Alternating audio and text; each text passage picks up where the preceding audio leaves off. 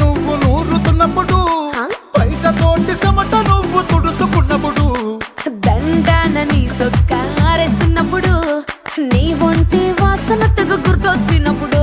రెండు చేతులెత్తి జుట్టు ముడిసినప్పుడు, జండు కత్తుకొని పడుకున్నప్పుడు, అలసిపోయి నువ్వు ఆవలించినప్పుడు, వచ్చుండై ఫీలింగ్స్ వచ్చి వచ్చి చంపేస్తు